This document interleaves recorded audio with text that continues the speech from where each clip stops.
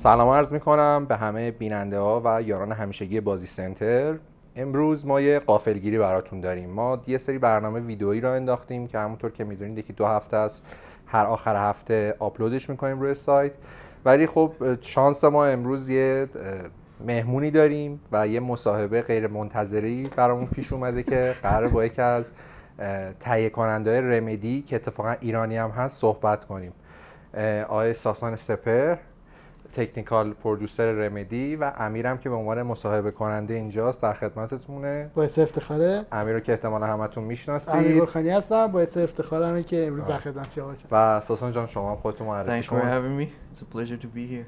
Thank you very much. یه ذره ساسان پشت دوربین خیلی بیشتر صحبت میکنه. الان تا یخش آب شه طول میکشه. ولی برای اینکه یخو آب بکنیم من اولین سوالی رو بگم. من فقط یه چیزی میام پرانتز بگم، دلیل این که یکم حالت چیزه یکم سختشه بخاطر اینکه این نورا الان تو چشم ما داره عرق میکنه و یکم شرایط بد ما رو بپذیرید. دقیقاً.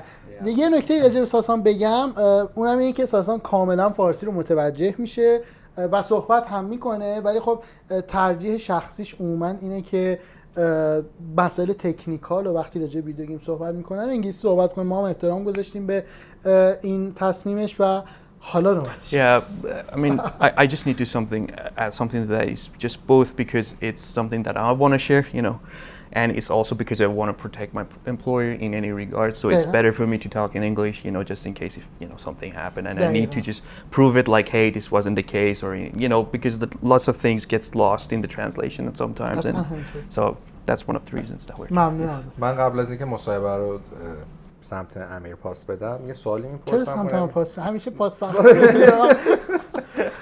اونم این که یه تاریخچه کوچیک از این که کجا کار کردی و تو چه پستایی بودی ما بگو که کاملا متوجه بشن، چون من میدونم کجا کار کردی و اکثر جایی که کار کردی جایی هستن که خیلی طرفدار دارن توی نه فقط بازی سنتر، بین گیمرهای ایرانی توی هر کشوری.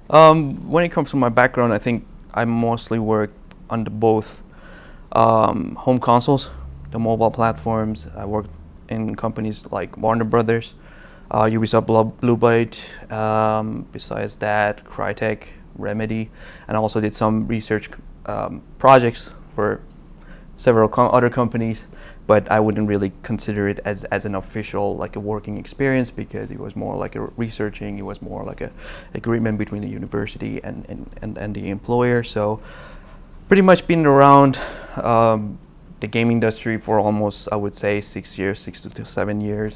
I'm also a graduate from the video game design and production of NHTV University in Netherlands. That university is part of PlayStation First educational system. So I studied there for 4 years for the bachelor, and pretty much, yeah, these are the companies that I worked: mobile, consoles, PC. Yeah, pretty much these are the ones. اولین تجربه که داشتی تو یوبیسافت بلو بایت بود، در واقع مستقیم. Small internship, yeah. دقیقاً. چیکار می‌کردی اونجا؟ چه اتفاقی افتاد؟ چون می‌دونی در واقع حالا اکوسیستم بازیسازی ایران خیلی سمت بازی موبایلیه. یعنی در واقع جریان درآمدیش، جریان مدیاییش حتی خیلی مواقع سمت اونه و حالا بازی سنتر میگم خیلی سعی کرده که در گذر زمان حفظ بکنه اون وجه هاردکورش و موفق هم بوده در این زمینه، ولی خب مینستریم به اون سمت در ایران. از تجربه یوبیسافت برام بگو و اینکه چیکار می‌کردی در زمینه ساخت بازی موبایل تحت یک برندی بزرگی یوبیسافت. The thing with the Ubisoft, it was just like I think even that one wasn't really like a professional experience, because it was something that we did during the study. You know, it was part of the study. Go to a AAA company, see how they work. As a person who was going to get introduced to the industry, that was really important for the university to, you know, try to educate people and to go to different companies and try to understand different aspects of game production. You know, big, small, mobile, console, or free to play, or anything like that. So that one mostly was me being kind of like not even an intern, you know, like being there, following people around, trying to see how the production works, how the framework works, you know, like what are the things that the producer needs to have, from project management methodologies to understanding how to do the communication within the game development teams, and etc.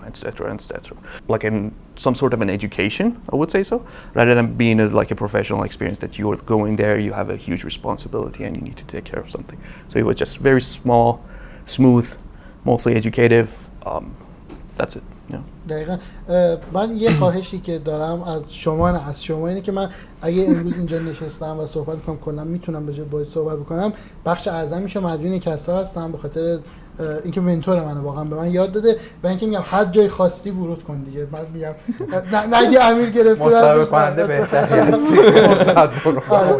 این تعارف نبود واقعا، یعنی عقیده شخصی و قلبی من بود. این نکته بگم، از چنل آکادمیک رفتی سراغ این ماجرا، رفتی درسش رو خوندی و خب میدونیم که خیلی شاید حوزه ویدیو گیم در دنیا حوزه‌ای نیست که آکادمیک بیسد باشه. شاید شاید داره به این سمت میره که باشه در گذر زمان. نظرت چیه؟ به نظرت خوب بود که از این چنل رفتی یا شاید فکر می‌کنی اون سالهای دانشگاه مثلا میرفتی کارآموزی توی شرکت دیگه‌ای بهتر بود؟ Well, there are two parts to it. I mean, I think we already talked before, you know, like when I wanted to start to do something professionally for video game industry, I think I actually started doing it here, you know, like being a you know, having this, you know, some sort of initiation, you know, having a bunch of friends gathering around, you know, doing some whatever you can do, you know, if it's narrative design, if it's level design, if it's gameplay design or anything like that. But I think back then I kind of started with the narrative design, you know, doing stories, writing stories for, you know, for the different games. Back then I was also really fascinated by the narrative games, and I would say that's how I started. We were working on a project with a lot of talented people here, which I'm very grateful because, you know, that was the kickstart for my career. You know, that's how I got the first taste of it, like, okay, I can do this somehow.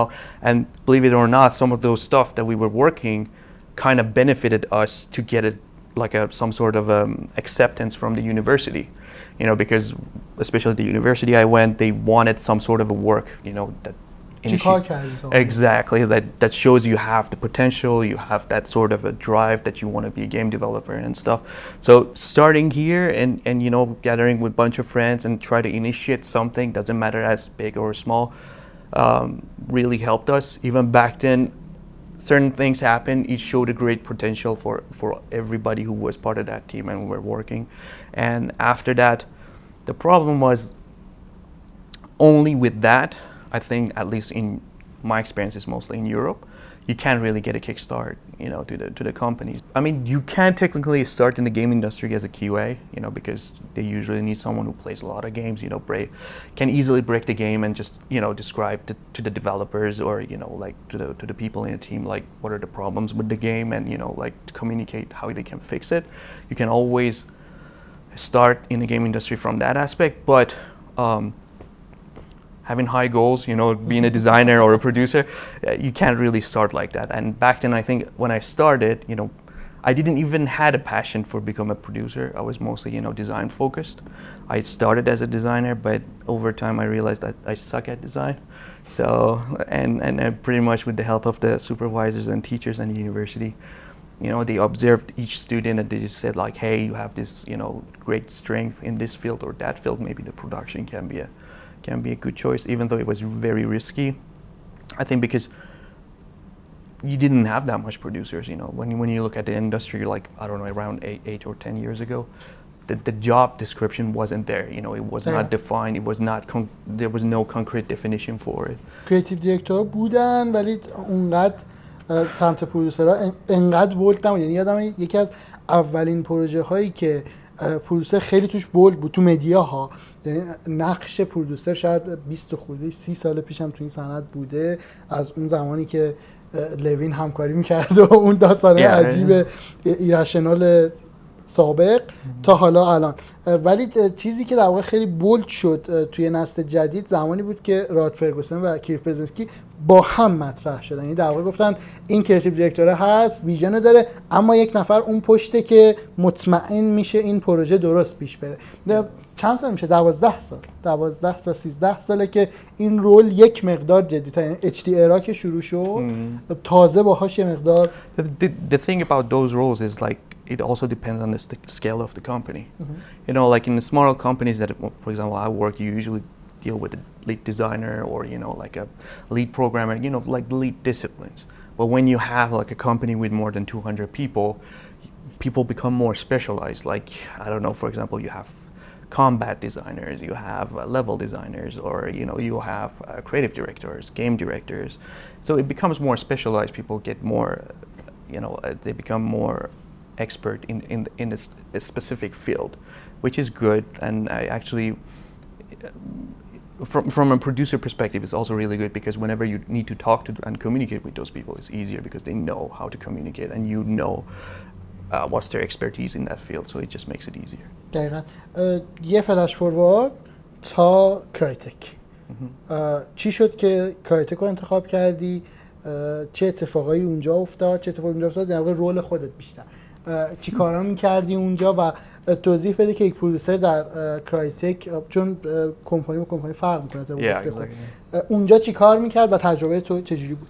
I knew Crytek before, like because of Crysis and every game that they're making pretty much. I mean, I think they're very well known. I personally was never a big fan of Crysis in general. Far Cry 1 چی؟ Far Cry I liked. I remember when I played Far Cry, my computer couldn't handle it, but I got a glimpse of it. که می‌کشید سیستمت. No. میگم but I saw it, like I had friends who could play it, they could run it, and Far Cry was good. I think it was really interesting for me, at least. But Crysis was like, being this overpowered guy, just going around. It's like it didn't feel really. The concept, the whole thing was good, but I think for me playing it was not much of a. It wasn't really fascinating for me, let's say. نومد بود اسمش هست.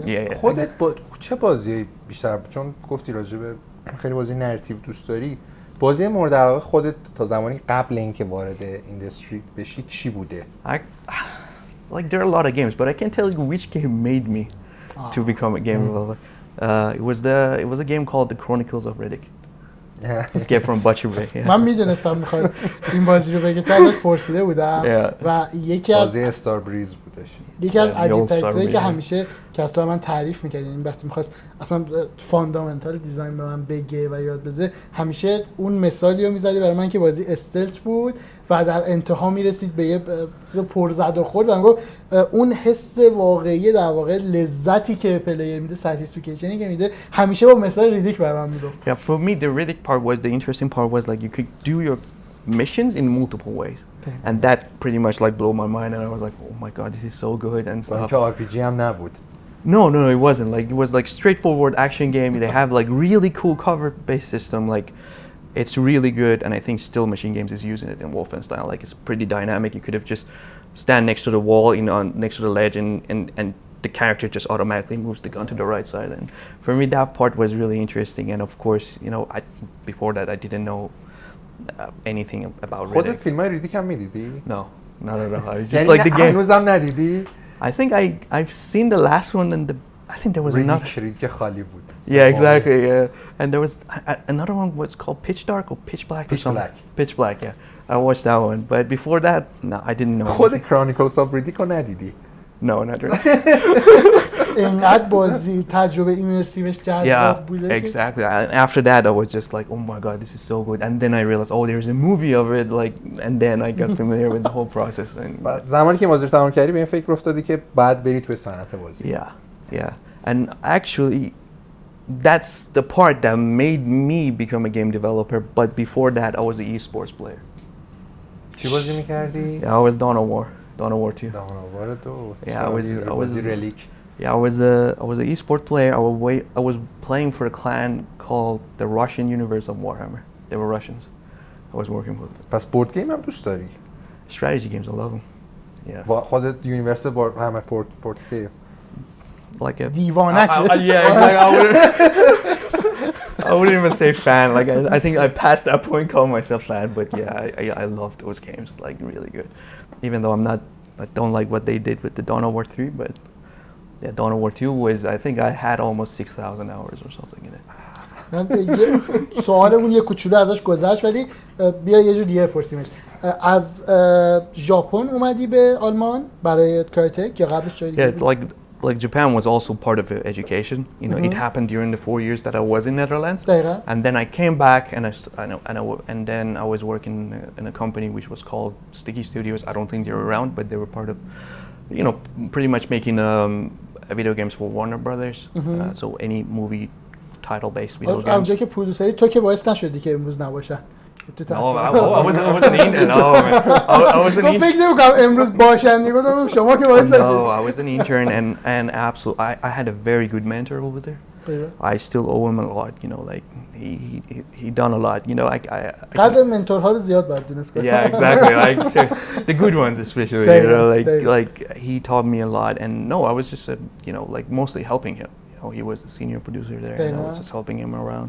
و کرایتک یوهو کرایتک چرا کرایتک چرا آره میگم آدمی هستی که خیلی حالا تو شبکه‌های اجتماعی و در واقع اینجور جا آدم نگاه میکنه آدمی هستی که سفر رو دوست داری و اهل سفر هستی خیلی و برات احتمالاً راحت بوده ولی خب چرا یوهو آلمان چرا تو همون هلند و چرا کرایتک I think when I was done in Netherlands I was in the middle of two ways, you know, like okay, I could just stick with the mobile and just, you know, go through that industry and, you know, become good at it. But the problem was I was never a mobile player.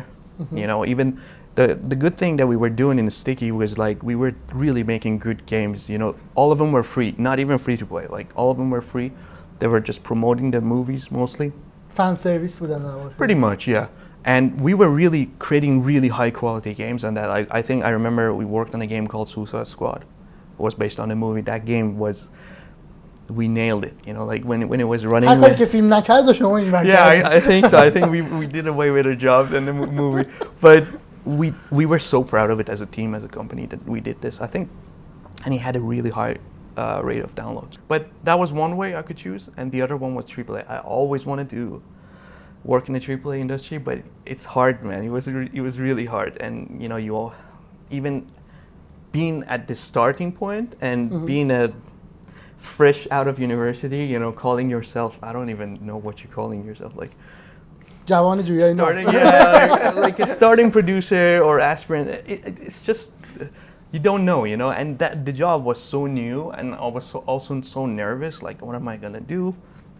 And let aside that I made a lot of mistakes back then, you know, in my job interviews and stuff back then, and I made a lot of mistakes, a lot of typos, man. It's just horrible, you know, like, and خب تجربه شد همش. Yeah, but that's a good thing. I mean, as a producer, that's all you need is experience.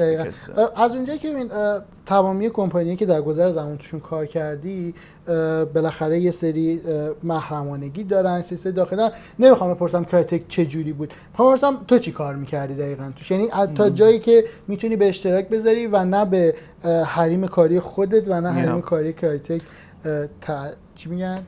تجاوزی نشود. Well, my job in Crytek was I joined there as a junior, pretty much, and just, you know, worked my way up. Being a producer in Crytek was different because they had a different structure, hierarchy when it comes to the game development. It was still really good. I mean, it was a very, I would like to call it very intense company. Like, and being part of that intense company just taught you a lot, and you know, things that you shouldn't do, things that you should do in general, and you know, try to learn a lot, especially as a junior. And I'm also very grateful, like, even as a junior when I started, that I had huge amount of responsibility over there, and I think that kind of served like as a slap in the face, like, hey, this is the real deal. You need to, you know, start doing things. You know, for example, you're becoming a producer of a team that, you know, you're working with, for example, an audio designer who's been working in Crytek, I don't know, for 20 years. And you know, being that junior and you know, having that guy, you know, like being so like I think, yeah, like for example, an audio director, you know, like man, how am I gonna go tell the guy, you know, you need to do this and you need to do that, you know, like in this sort of stuff. But usually in that type of scenarios, you always have a fallback point because you have the lead producer that you always double check with him. Hey, dude, I'm gonna go and just tell him this. Is it okay? You know, I'm not gonna set anything on fire. Yeah, exactly. But the good thing about game industry is like everybody's understandable. When it comes to like having a junior in this in the company, because they know he's fresh, he has a lot of opinions. You know, he's really eager to show himself. You know, I really exactly, and just for me, people, you know, gave me that room, and which I'm extremely grateful for that. But I also really appreciate that everybody in the gaming industry, at least according to my experience, that everybody has this type of, you know, understanding to show these newcomers and just giving them room. But besides that, I was just mostly taking care of several teams over there, from narrative, from that's how I remember audio, gameplay. I was also responsible for the weapon pipeline in that studio to just release new weapons for the خودم game. علاقمند هستی خیلی به اسلحه و در واقع دیزاینش و Well, the part, like, I was a diehard fan for Hunt. Like, I was following it from 2014 when it was back in Crytek USA, but then we bring it to Frankfurt. We decided, like, we reboot it. پرودوسر چجوری میتونه پروژه رو دوست داشته واقعا هوادارش باشه و کسی متوجه نشه؟ چون پرودوسر حالا توی هر کمپانی بازم تاکید میکنه فهم کنه، ولی قراره بودجه پخش کنه، قراره با آدم حرف بزنه، قراره ازشون ددلاین بگیره، قراره سفت باشه. But the thing is, after all these years, one thing I learned, like, producers should not be biased about the project. Like, if you're biased about a project, you're gonna jeopardize the whole thing. You know, then it's not about the company, it's not about the project, it becomes more about the personal preference. I think I've done that, you know, a couple times before, you know, like, in all honesty, you know, not in Crytek, but, you know, in the studios before as an intern, because, and like, it's just like you're fresh out of a, you know, like, university, you want to show yourself, you know, I'm full of blood, you know, I just want to go there and just tell people what to do. But then you just hit the ground because people don't let you, you know, just, you know, like, drive them around and just, you know, and then, you know, when you get the more experience, you learn how to talk to people, you learn how to talk to director. و بخش از این از کار همینه که با آدما حرف بزنی و متوجه پروسه کارشون بشی، متوجه مشکلاتشون شی و دقیقاً دیگه چیکار میکنه پروسه. چیزی که ازت شنیدم و نمیخوام بازگو کنم، میخوام بدونم که like management is the big part of it. You're responsible for usually for the teams, depending on the size, how many people are part of that. Management is one of those communication internally, you know, with all the teams, either your team or the other teams, because you also need to communicate with the other producers what is needed. You know, like, the cool thing about the game development is all connected. You know, you have different disciplines working on different things, and you need to always this communication flow going, because, for example, if a producer is taking care of the level design, for example, he doesn't know what's happening in the gameplay team. So you always have these meetings that you go there, hey, this is the plan for the gameplay team, I'm moving them toward this direction. This is their, you know, time box, this is their timeline, this is their schedule. Do you guys need anything from this team? Do my team needs anything from that team? So this is how we try to communicate. Exactly, yeah. So, because, for example, back in Crytek we had 200 people, now in Remedy we have 200 people, and you need people who are responsible for the communication. You cannot let people, 200 people, go around, you know, trying to talk to each other. Hey, I'm doing this, you know, like. So it becomes really chaotic. So I would say our biggest responsibility is communication and management in general. But then there comes the other objectives for the producer, which depends on the company. If they have, you know, other specialized tasks for you, maybe budget management, maybe having a bit more hands-on with the design, what people want, you know, outside in the market. Because, you know, when you're working with a bunch of creative people, you know, they're working in a bubble, you know, like, and they get so creative, you know, they lost track of time, how much time they're just spending. Yeah, exactly. Sometimes, like, hey, you know, Pop, you know, it's 2 months before deadline, you know, like, maybe we should just, you know. الان وقتی کرانچه. That's a different topic. دقیقاً کرانچ نکته‌ای که می‌خوایم بریم سراغ. تو به عنوان یه آدم سرزنده و شوخ طبعی هم هستی، به عنوان کسی که خب رفتی دانشگاه و یه تجربه خب دوران دانشجویی برای هر کسی تو هر کشوری یه دوران خیلی مهمیه و خب توی سنیه که به هر حال خیلی چیزا برای آدم لذت بخش‌تره، انرژیش بیشتره. از اون آدم تو اومدی شدی تهیه کننده، یکی از سخت‌ترین کارهای موجود و توی یک کمپانی خیلی بزرگ و کمپانی که خیلی سرسازه داره. این رو لایف استایل تو چه تغییری ایجاد کرد؟ یعنی از غذا خوردنت، از ورزش کردنت، از اینکه حالا مثلا که چه موقعی مثلا زنگ بزنی خانواده‌ات، هر چیزی، این چقدر رو تاثیر گذاشت و چقدر تغییرت داد؟ دقیقاً پرسونا تایپ یک پرودوسر به چه شکله؟ Well, like, the biggest example is, like, before I do this, I was extremely shy. Like, I couldn't even talk to people. Like, I'm serious. Like, I had a hard time to get into society, you know, to integrate with people. If my, you know, the person who I was talking to, if it was not a gamer, I really had a hard time to find some sort of connection to just keep the conversation going. خیلی از گیمرها اینطوره. Yeah, exactly. So I really owe the producing, you know, like, the being part of a production and being responsible for community, that kind of kickstarted me to start talking to people and not be shy and not be scared of it. یعنی دقیقا اون نقطه ضعف پستت با همون نقطه ضعف چیز داره. این تو باید دقیقاً یه تبدیل چالشی بشی. بود. چالش خیلی And to be honest, I was not aware of it. I was like having this imagination like, okay, producers just walks in the studio, just shouts at people like, you do this, you do that, you know, like I was like, yeah, it's easy, I can do it, you know, like, but when you step into the industry, like, because I was telling, I mean, like, the job description was not defined back then. You know, like everybody was coming like, yeah, in Ubisoft I'm doing this, in EA I'm doing this, like completely different jobs, you know, and nobody knew what's going on. But the good thing about the starting point was I had a good mentor to say, okay, you know, whatever the company is, this is the baseline that you need. The other things that benefited me from, you know, being a producer, I think presentation skills. You know, like being able to sell an idea, being able to sell something to your team, to your CEO, to a stakeholder, you know, external investors or something like that. And I still remember my first presentations. I was just, you know, sweating all the time. You know, I was presenting a game, you know, like, but I couldn't sell the game, and they were just keep failing me in the university. And it's just like, dude, it's not good. So you just gotta keep trying and keep trying and keep trying.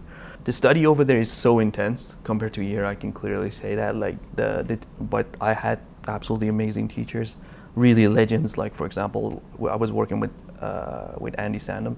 He was like a level designer on Tomb Raider, if I'm not mistaken. I think from Tomb Raider 1 to 5.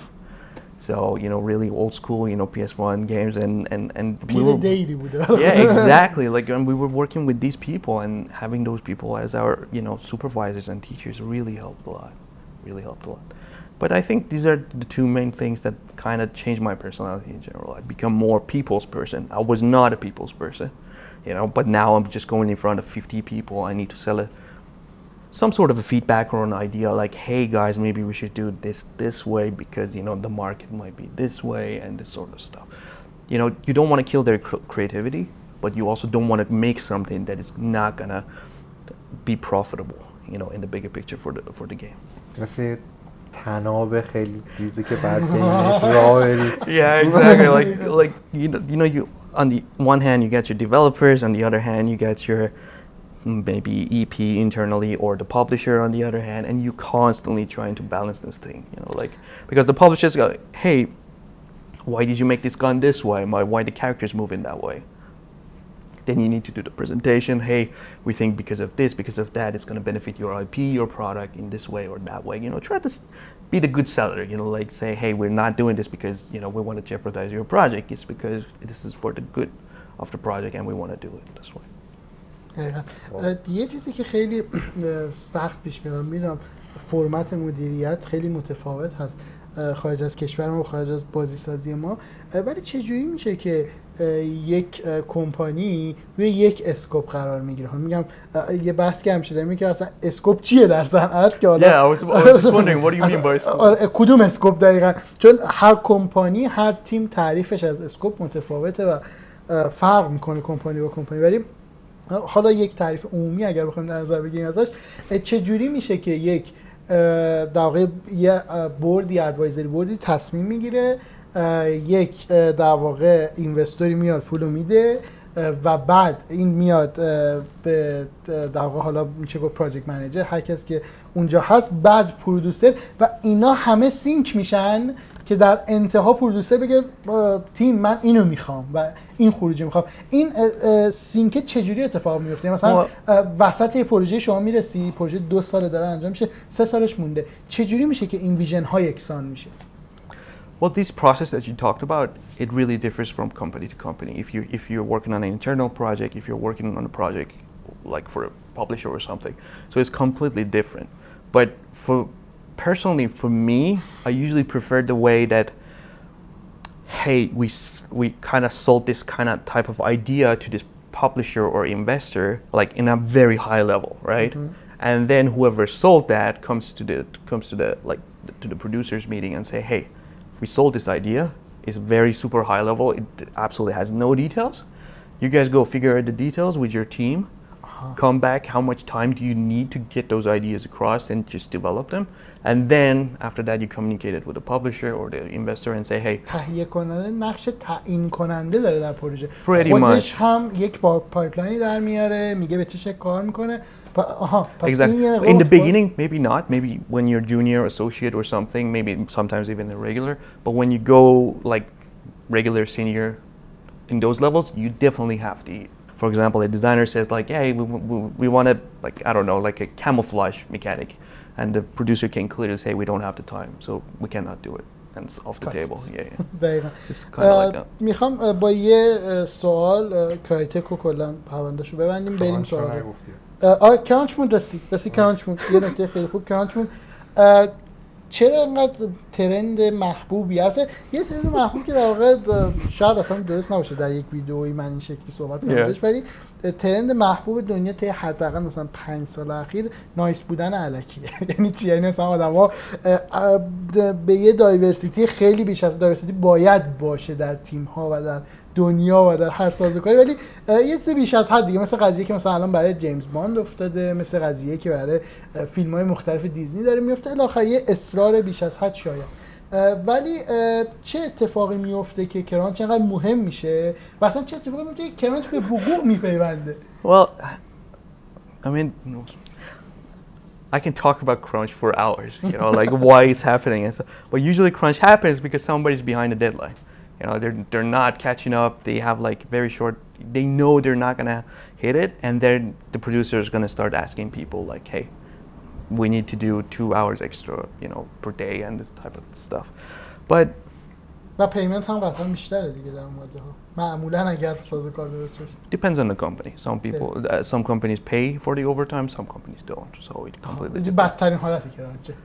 Yeah, like it really depends on the company. But نمیخوام بپرسم کجای کریرت، قطعا از کمپانیایی که در حال بودی نه، ولی تجربه کرانچ داشتی قطعا نمیشه نداشته باشی. چه جور تجربه است؟ نمیخوام پروژه بگی، میخوام پروسه رو بگی. فقط اینکه چقدر کابوسواره رو بگو چون بفهمن چقدر چیز پروسه میتونه عجیب باشه. با کمترین دیتیلی که ممکن باشه هر کمپانی رو. If I want to be blunt and if I want to be really direct, it can be life destroying, as clear as that. Like in extreme crunches, you know, sometimes, you know, people may not see their family, you know, like if they have a family or something like that. So it can be really life destroying for people.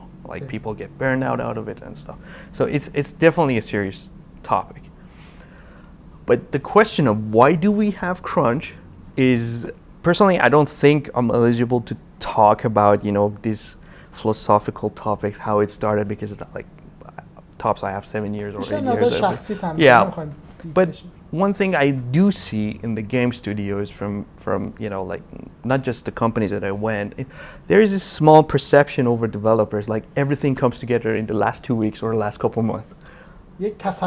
Yeah, like there is this production topic, like we're not gonna polish it. We're just gonna leave it like that, which is completely like feasible to do it like that because you're working on iterations. You shouldn't work on something polished from the get-go. You need to prototype, you need to go forward. But people are always like, I'm gonna just work on it for a bit. I'm just gonna leave it when we have a polishing time. You know, and in the creative process, dedicating a polishing time is really hard. یه سوالی که این وسط هست اینه که یک سری استودیوها و استودیوهای مشهورن که اصلا بازیشون زمان کرانچ تعریف میشه. یعنی اگه تا قبل کرانچون بازی رو بدی شاید یه بازی 7 باشه 6 باشه. و بایوور یه مثال خیلی واضحش هست که چند تا از بازیاش زمان کرانچ تازه شکل گرفتن و همیشه این ترس هست که نکنه این کرانچه به یه کالچری تبدیل بشه و خیلی از استودیو به عنوان چیز خوب ازش یاد بکنن. مثل اینکه مثلا میگن آقا تو نصف شب وقتی به چیزی فکر میکنی چون ذهنت کشش نداره به بهترین جواب فکر میکنی، پس ممکنه توی کرانچ هم تو بهترین نتیجه رو بگیری. این چه خطراتی داره؟ چون تو میگی زندگی آدم‌ها رو ممکنه نابود بکنه کرانچ. و کرده بسیار. Well, the thing is, like, some companies get big because of a certain, like, one time of crunch. You know, like they're crunching for a couple of weeks, they come up with the greatest and best idea in the world, they make millions of money, and it works for them, right? But the thing is, not crunch doesn't work all the time. You know, like it's kind of like I always say it's like a double-edged sword. It might work, it may not work. I highly believe it's a bad thing. Like it shouldn't be. I think the developers need to always have good producers to, you know, to offer them and, you know, provide them with some enough space in regard to their creativity. So they have enough time to come up with new ideas and fresh ideas. And اگه ناشر یهو مثلا 4 ماه قبل عرضه بازی ددلاین برگرده به میکشه که جلو اصلا. نه اصلا ددلاین جلو بکشه، یهو مثلا یه مکانیکی بخواد تو گیم پلی مثلا در یه دفکیت فیچری جدید در بفرسته آره. بگه آقا اون برای وقت کنسول تهیه بعدی کننده می‌کنه. اون زمان چیکار میتونه Well, بکنه؟ we need to let them know what's the cost of their decision. So that's what we usually do. یعنی مثلا فرض کن این من کاست فقط کمپانی هم مالی هم روحیه دیگه، هم Pretty برای much. You know, like some people have this perception like producers are only business oriented. No, that's not true. We are there to have healthy teams so they can make the best games or being the most creative people they want to be in their lives. We're just there to facilitate that, you know, to provide them that space so they can just burst their potential in that area. So if a publisher comes out with that kind of request, we just, you know, simply go and just say, hey, this is the cost of your action. یعنی مثلا کمپانی صاحب کنسول X یا Y یا Z میاد میگه اوکی من مثلا برای کنسول نسل بعدیم هم یک بیلدی از بازی شما میخوام در همین بازه. شما به این شکل نیست که در واقع این آفر رد بکنید، میگین اوکی انجامش میدیم با اینقدر نیروی بیشتر، با اینقدر مثلا هزینه بیشتر و اون آفر انجام میدین. اگر شما این آفر رو قبول بکنید به عنوان پرودوسر و بگی اوکی من با همین تیم انجامش میدم، لطمه زدی و وارد کرانچ شدی و تقصیر شماست به عنوان پرودوسر.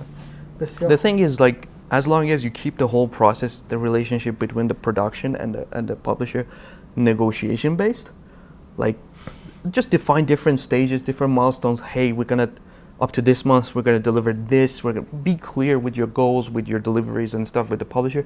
I don't think you're gonna end up in that spot that you're gonna have a time like, hey, in the next 2 months you have to do this. And I don't think any publisher would like to make that request to any developer. هانت شودان گفتی پروژه مهمیه و دوستش That's my baby. دقیقاً مثل بچه خود بینیش. چه چیزی باعث میشه که از دید یک پرودوسر این اتفاق بیفته، حالا جدای مسئله احساسی و در واقع باندهای احساسی که هست؟ اینو بگو که پرونده کراتیکو ببندیم بریم جلوتر. Like, I didn't get your question. What do you mean by that?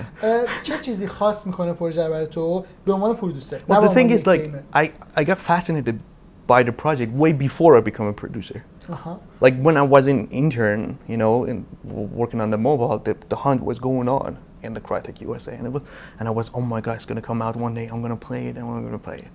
And when I decided to move and change my company, I was exploring the options. تجربه وسترن هم هست، یعنی در I love Western games. دقیقاً در ساب ژانر وسترن هم بررسی میشه به خاطر حالا ستاپی که داره، اسلحه هایی که هست و اینا. و منابع الهام چیا بودن براش تا جایی که میتونید راجعش صحبت بکنید؟ Well, because in the initial concepting days, I wasn't there, so I really don't know what were the inspirations and stuff. But for me, the biggest point of why that project was really good was the guns. Like, I think Crytek is good for paying attention to details. If it's environment, if it's guns, it's like they just know how to pay attention to details. And you know, if you look at the gun reload animations, you know all the animations in the game, you know, like حتی صدا گذاری. Exactly, best audio for the game ever. Like, they did a really good job. And being the fan, and all of a sudden the opportunity being represented, you know, out of nowhere, you know, like all of a sudden I just opened the website, I saw they have an opening, and just, you know, starting the whole process with them. It was really good. It was really, really good. But I think it was also one of those experiences like that I learned the producer needs to always stay out of a box. He shouldn't be biased. Because then you see a feature that is being developed, and it's like, oh man, is it gonna be good for the game? If it was my game, I wouldn't do it. You know, but you have higher up people over there, creative directors, that they really believe in their game because it's not your game usually. And you just need to just trust them. You know, game development requires a lot of trust between people. Like if somebody says, hey, you can always question. It's all the best way of communication is always to question, but never go direct and say, hey, do this or do that or cut this or cut that. Yeah. من یه سوال بپرسم، یه سوال خیالیه. تو یه تهیه کننده ای، خب فرض کن تو توی استودیویی هستی که اون استودیو یک بازی داره دیولپ میکنه، یعنی یک بازی مهمی داره دیولپ میکنه که آیندهش به اون بازی بستگی داره. اگه دست تو باشه، تو حاضری کرانچو بذاری و مطمئن باشی که با اون کرانچ متای 90 میگیری، اما از اون طرف یه سری آدم از بین میرن، یا ترجیح میدی کرانچ نداشته باشی، بازی متاش کمتر بشه و بسته شدن استودیو منجر بشه؟ من مطمئنم به این چیزا فکر میکنی به عنوان کسی که شغلت اینه. خیلی موقع حالا شاید نه دقیقاً به همین حرف، ولی خب به هر حال یه سری انتخابات خیلی سخته. Yeah, it's a tough question, man. It's just like I really don't know. Like I would say never crunch. Because I might fail that project, but at least I want to keep the team happy to just, after a good post-mortem, they can do a better project next time. Like, that's what I believe, like in the long-term relationship. جنبه انسانیش مهمتره. I truly believe the studios who are making the best games they're making those games because of long-term relations they have with each other. The designers, the producers, they understand how each other work, then based on that rhythm that they find between each other, that's how they can make a great game. Sure, you have these exceptions like, I don't know, like Fortnite or I don't know, PUBG or something, it works, but that way it doesn't always work. It's just like something that happens, like the crunch, like somebody crunches, comes up maybe with a PUBG or a Fortnite, it works, but doesn't mean if they're gonna crunch next time again, it's gonna be the same result. So, at least for me, the important thing is like keeping financial thing stable. People have a place to work, they have a roof up their head, and those are the things I think the most important thing for me. In the beginning, when you go to the game industry, of course, you're so passionate about the projects and stuff. But after a while, you see people are more important, because the key to making great games are those long relationships. You don't want to burn out someone that after a project leaves. Like if you know you have a really good designer, why would you want to burn him out with a crunch? It doesn't make any sense. At least that's my personal opinion. I'm sure I'm sure different producers, maybe they have different opinions, but like I said, like I wouldn't blame anybody. Companies are different from each other. Some of them are more corporate, some of them are more creative, so depends on the situation. ولی من فکر نمی‌کنم پرودوسری باشه امروز، یعنی با توجه فضایی که اینترنت داره و در واقع تعاملایی که هست، که بگه که من به این سوال You might be mistaken. یعنی فکر می‌کنی هستن افرادی که بگن کرانچ there are producers that can justify the whole process. It's like I'm going to make this person work for a month, full crunch, but if at the end he's going to get a big chunk of bonus, he's going to be happy, I'm going to be happy too. They can justify it as easily like that. فکر می‌کنی نه، میگم با توجه فضای اینترنت و چیزی که اینترنت میپسنده، آیا پرودوسری به این سوال جواب میده که من کرانچ رو انتخاب میکنم؟ این فکر کنم حجم خیلی زیاد خواهد بود. قطعاً maybe not, but maybe if a producer talks to a producer, maybe they say that.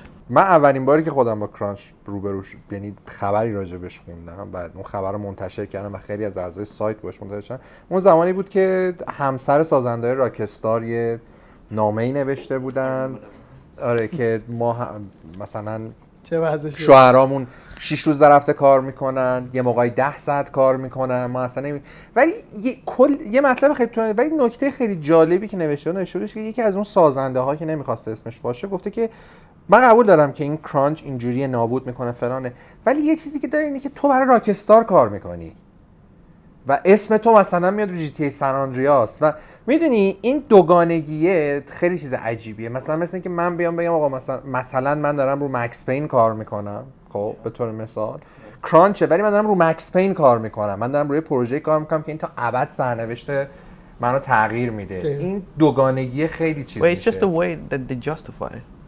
Like, is it really worth to have the name of Rockstar? It depends on the person. I wouldn't do it.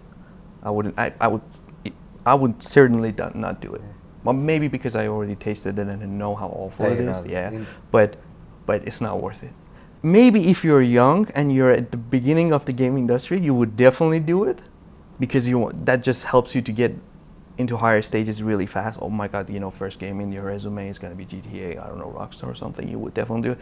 And maybe I would definitely do it if it was at the beginning, because that's like can be a huge jump for your career. But if you're experienced like a senior regular, you know, like a director or something, why would you want to do it? Like it doesn't. در کرانچ بودی قطعا. نمیخوام بگم کدوم پروژه، نمیخوام بپرسم که به چه شکل. یک پروسه کرانچ رو توضیح بدین. آدم‌ها یه روز از پروسه یه هفته یه کابوسوار بودنشو بفهمه اون کسی که داره. Can I curse in front of camera? Like, can I do it? It's the shittiest thing for a producer to ask his team, you know, because you need to do it. Somebody from a higher up just says, hey, we're behind the schedule because of this, because of that. You guys need to go and ask your team to do extra work. And you know, being that person, being in the shoes of that person, and just going in front of, depends how big is your team, sometimes 40 or 50 people. Say, hey guys, you know, like we're behind schedule. You need to spend 5 more hours per day, you know, in the studio. Like for me, like that's one of the values I'm really chasing in the industry as a producer. I'm always trying to minimize the crunch, you know, in the teams that I'm managing, and I truly believe if a team is crunching, it's the producer's fault. Like I clearly say that, because we are there to manage, we are there for the time, we are there for the budget, we are there for communication with the publisher. There are exceptions, there are situations that is in nobody's hand. Those are understandable, and you can just hope for the best that people would understand it as well. But anything outside of that should be under the producer's radar. Like, hey, this shouldn't happen, and I truly believe that. سوالمون رو جواب نداد ولی چیزای خوبی بود. من موافقم. خب بسیار کرایتک و قدم بعدی رمدی. نمیخوام کمپانی رو مقایسه بکنم، چون قطعا میخوام مقایسه بکنم تفاوت هست تو ساختارشون. Of course they're different. آره دقیقاً خیلی متفاوتم و خب شاید این به این خط بشه که بخواید مثلا از هر کدوم کمپانی بالاخره نقاط ضعف دارن، نقاط قوت دارن. نمیخوام وارد این قضیه بشم.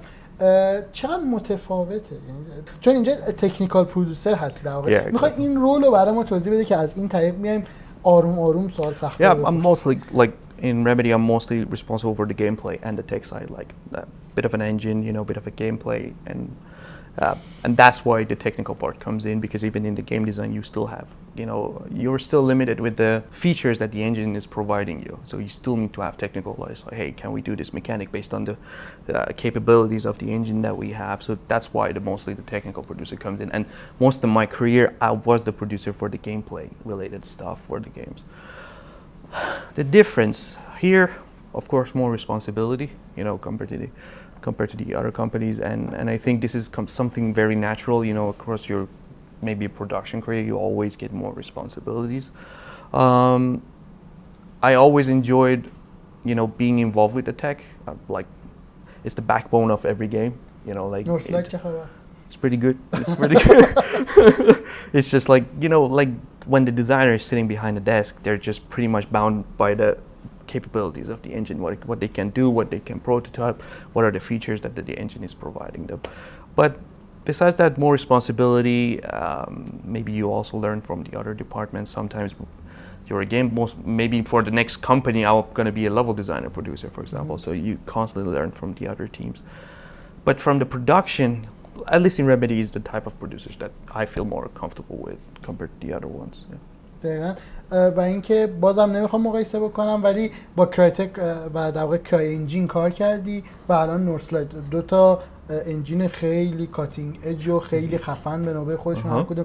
تجربه کار کردن با این انجینه، در واقع انجین این هاوس داشتن چقدر فرق می‌کنه با اینکه من برم با آنریل کار کنم، با یونیتی کار کنم، با حالا انجین. The thing is, like when you're working with Unity or Unreal, it's just like they developed. It's kind of like an engine that is very accessible. You know, a lot of people can use them. A lot of people can give them feedbacks in regard to their features, in regard to their how the engine works. But the in-house is more private. You know, like it's just a very limited people are working there.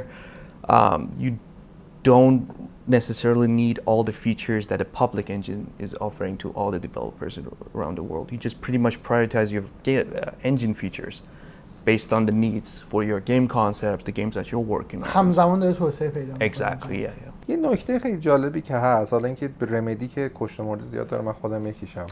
چون من اولین بار 11 سالم بود، سیستم خودم نمیکشید مکس پینو. Me too, yeah. بعد رو سیستم شرکت عموم بازی کردم و هیچ وقت یادم نمیره اون لحظه که مکس پین 1 ساعت اولش هیچ وقت یادم نمیره تو زندگیم. نکته که داره اینه که رمدی برای منی که مثلا این همه سال مخاطب بازیاشم، یه نکته جالبی داره اینه که نرفته سمت اوپن ورلد و این برای من چیز خوشحال کننده ایه که هنوز من دارم یه بازی خطی میبینم. حالا درسته محیطا بزرگتر شدن ولی بازی هنوز خطیه و من مثلا دیگه نباید پاشم از این ور مپ برم اون ور مپ یا یه سری فچ مثلا انجام بدم و بعد برگردم.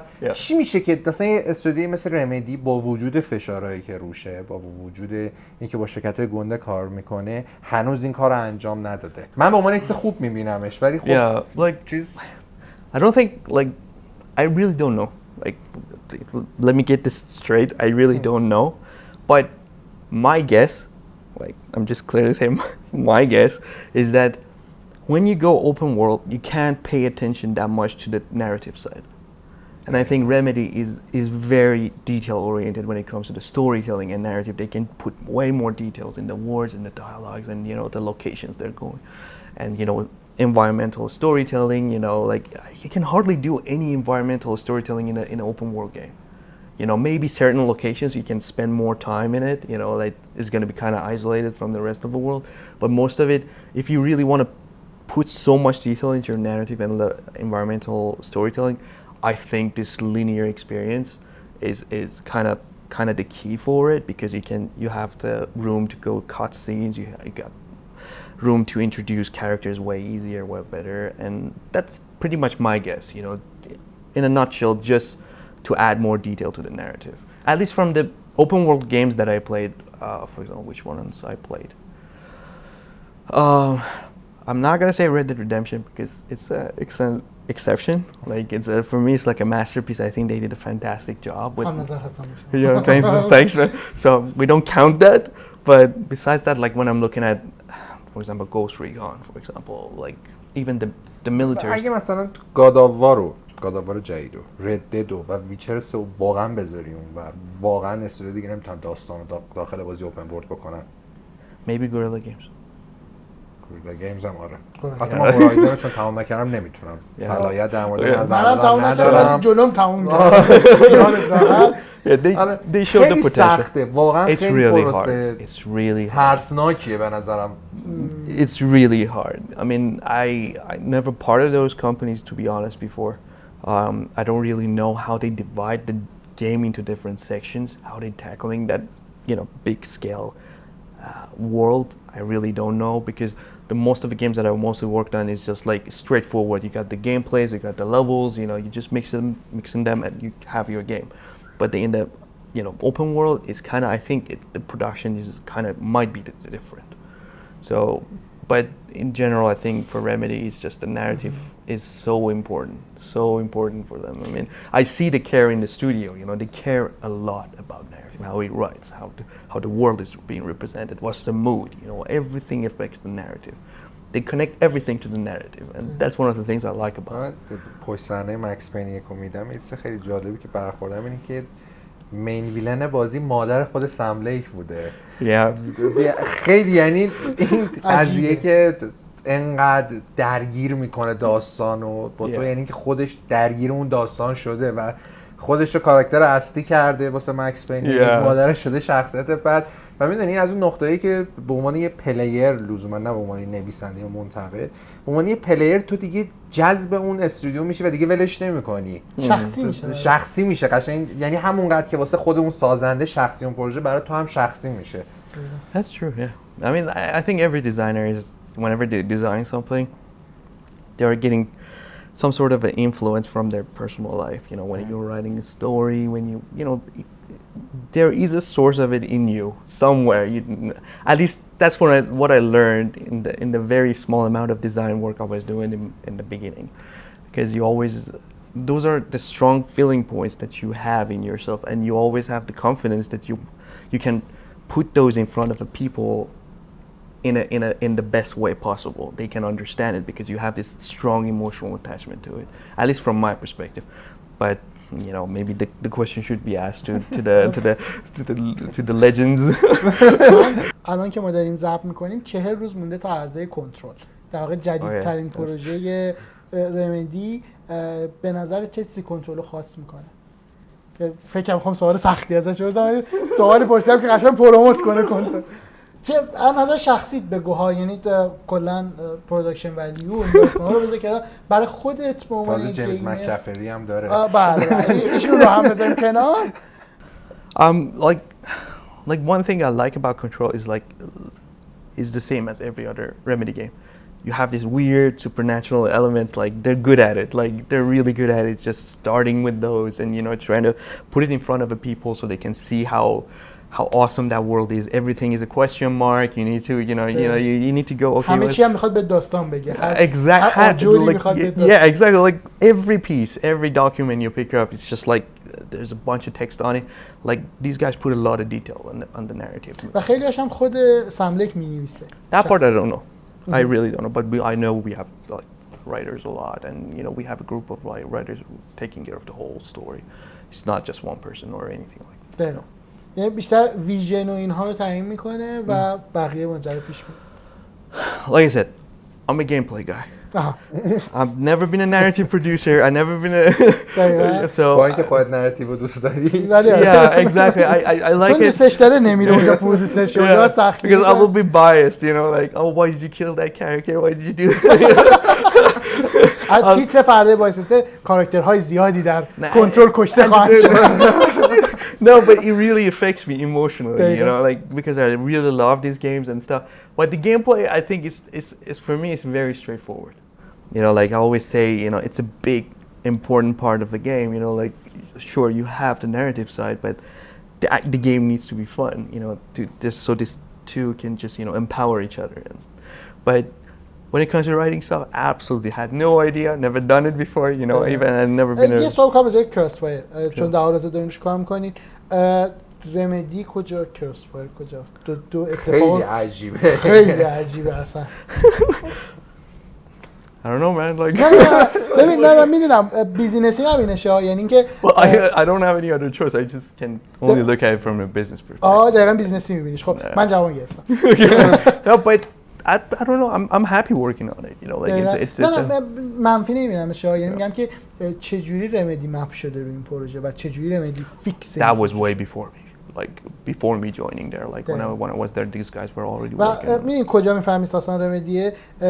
در واقع یه عضوی از رمدیه، بخاطر اینکه خیلی این در واقع مکانیک بولت تایم خودش خوب انجام میده. هر چیزی که بهش میگه یه داج ریزی آروم اینور حالا قشنگ میفهمی آدم میگه اصلا اون که قبل از من بوده، اینم که من نبودم پس اون یکی بود. نه خیلی خوبه، اتفاقا احترام میذارم چون هم به کریرت احترام میذارم هم به خود کمپانی که نگه داره اسرارش رو. But for me the important thing is like I always enjoyed first-person shooters. Like Chronicles are really, that's the starting point. I always love to work on first-person shooters.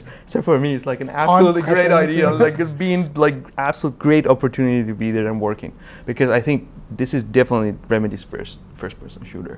And just being part of that, I think it's really good. اون دوره که با انسپکتر و لوین ابتدای بحثم شد که با هم کار می‌کردن، در واقع تلاقی یک سبک بازیسازی ایمرسیو با انتخابای خیلی زیاد با یه روایت خیلی قوی بود. فکر کنم اونجا پرودوسر خیلی خوبی میشدی برای اون تیم. البته که وارد سوتا قطعا تو کار دخالت می‌کرد. اولین کار میگفت آقا ول کن بابا نراتیو واسه کنار، ولی فکر کنم اونجا فیت خوبی میشدی. اگه 20 سال پیش. Man, those guys are legends, and you know, like it's always good to work with them. You know, like even in this company, working with a lot of people who've been there from the get-go on the Remedy. From the Max Payne days until now. We have people who work there more than for a long time. Remedy is their home, working there, and it's really good to be there. And like also being the fresh person who's coming outside. Bringing something new to the table, but also learning the Remedy way, how they're tackling the games, like Alan Wake, Quantum. من به عنوان سوال آخر اینو بگم که من خودم آدمیم که علاقه شخصیم و در واقع نوع شخصیتم اینطوریه که خیلی هم دوست دارم که اینجا کار بکنم و توی این کشور کار بکنم، ولی میخوام شعاری بشه و بره به اون سمت. تو خودت برنامه‌ت چیه؟ شاید یه ذره سواله خیلی راحت بگم خاله زنکی به نظر بیاد یا خیلی شاید نخواهی جوابشو بدی، ولی فکر میکنی که برگردی و اینجا کار بکنی در آینده دور، آینده نزدیک، یا دوست داری که این کریره رو ادامه بدی؟ چون خیلی جذابه. رمدی ممکنه فردا استودیوی دیگه، کمپانی‌های دیگه، ناشرای دیگه، حتی پرودوسر بودن به عنوان ناشر هم میتونه جذاب باشه. I mean, in all honesty, there are a couple games that I really want to make. Like, they're known IPs in the industry, but nobody touches them. And I really want to just, grab one of those and try to make them, like really good games so that people can enjoy it. But I don't think I ever gonna, pick up my own game and say, hey, this is my idea, I want to do it. No, like after working with IPA established شده کار. Exactly, like those I know. نخوای به کدوم IPA بخوای نگه داری. No, I think everybody knows, whoever they know I'm a big fan of Splatterhouse. Do you know Splatterhouse? بله تمام. Like I would definitely. من نسخه جدیدش هم دوست دارم. منم دوست I love دارم. it. جدیدش هم دوست دارم. مثلا سکشن های دو بعدیش که Exactly. با چوب میزدی پرت میشد چیز سمت دوربین. If I ever get the opportunity to make a new game for that, I would just go head straight. Like that game, man, from NES to اگه تو now. کمپانیتون میخواینش قدیم وقتی مثلا اسپلاتر هاست میدم همیشه تا سال اشتباه فکر میکردم این بازی جیسوره. جرم 13 به خاطر ماسکش همیشه این اشتباه رو میکردم و یکی از محبوب ترین بازی زندگی من واسه اتفاقا اسپلاتر هاست. مثلا خیلی خوبه. That game had a lot of humor, a lot of good things. I think I read it just they had some trouble with the production and stuff, but it has a lot of potential to create a really good game out of it, and I would love to do it. But when it comes to here, what I like, if I'm ever gonna come back, I think right now here there is this golden opportunity. I think we all already talked about it like multiple times for the other companies outside of here to start investing here, like at least from a سرمایه خارجی بیاد وارد بشه اینجا. Exactly, because there's a lot of talent here, and I think it's also financially very feasible right now for the outside companies, and having companies here who can support them with the certain sections like art mostly, being able to outsource those parts of games here, I think it's just really good. I think most of the companies are doing it, to China, to India, or anywhere like that. But I think right now اگر موقعیتی باشه برخواهی گشت. No. حتی به سرمایه‌گذار خودت نمیخوای برگردی؟ But I would like to start up something that can support over there.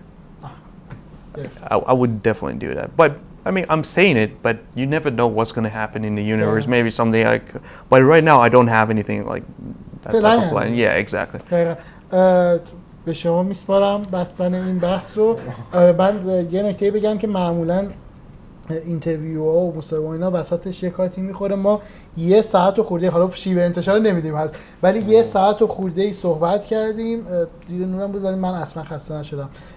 ممنونم ازت، تجربه خیلی خوبی بود. ممنونم از شما که دعوت کردیم. من از امیر تشکر میکنم که این مصاحبه رو جور کرد و از تو مثلا که ما این همه صحبت کردیم و من میخوام هنوزم 10 ساعت با تو صحبت کنم. تازه ادامه داره آقا، نورو بگی ادامه داره. ولی یه پیشنهادی من میکنم با اجازه، اگر جمله‌ای با مخاطب وایس سنتر داری، چون میدونید وایس سنتر بهش میگن نوگف فارسی، یعنی ببین از همین حرفات یه چیزایی در بیارن. هر نکته چیزی داری فکر میکنم الان وقت با بسته یا با فرق میکنه، هر کدوم که راحتی. I know, like here sometimes people, I mean, we went around too, a lot of people talking to a lot of developers and stuff. I know sometimes it feels really hard for them to carry this type of passion with all the difficulties that they have here, to just start something and to try to, kickstart something for themselves. I just hope people don't give up on that.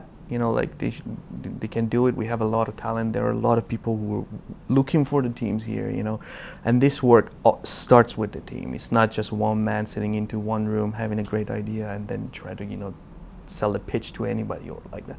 It's just the teamwork, and I really hope we see more developers from here, really making really good games, and hopefully we also see a lot of support from outside of the country for the inside, and